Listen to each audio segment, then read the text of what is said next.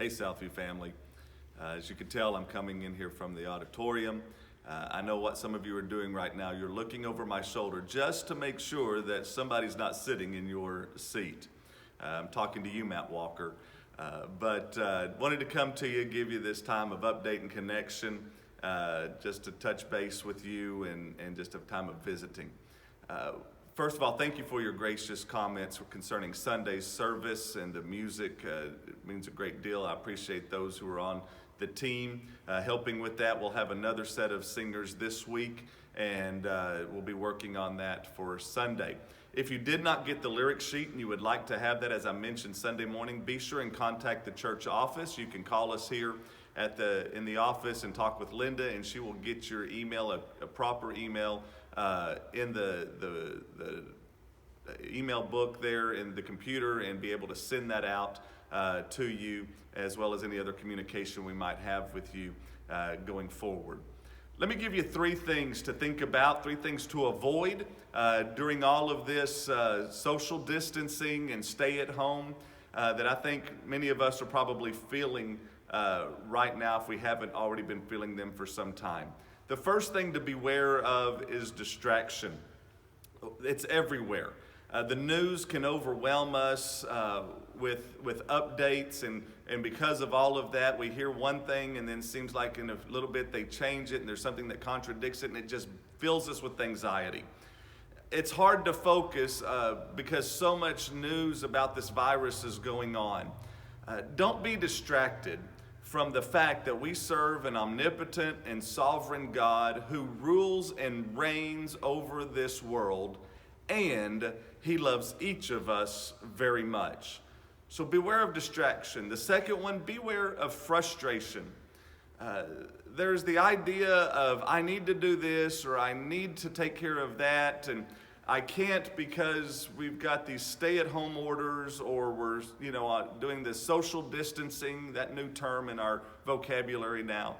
And we have friends and loved ones we'd like to see, we'd like to check on, make sure they're okay. A church building we want to come and sit in and be a part of. And so there's a frustration that just seems to build up each day as this goes along. Beware of that.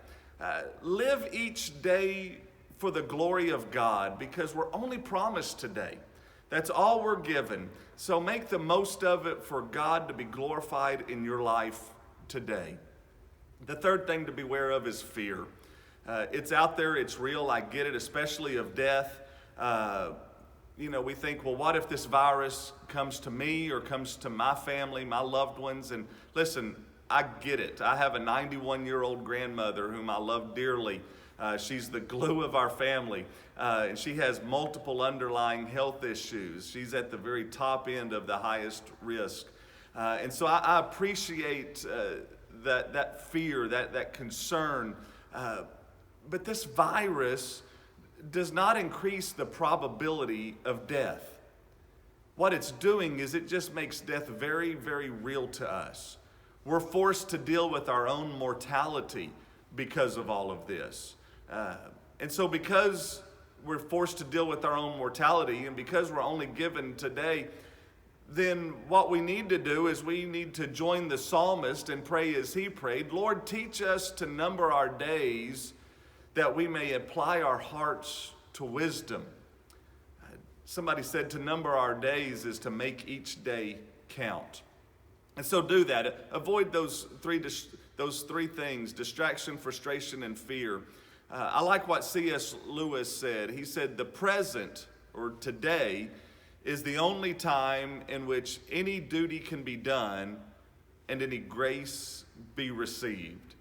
So take today, bask in the grace that God has given you, rest in the hope that we have through Jesus Christ, and make today count. Live it for God's glory. Listen, have a great rest of the day. We love you. We're praying for you. Thank you for your prayers for us and your notes of encouragement. Have a great rest of today. Goodbye.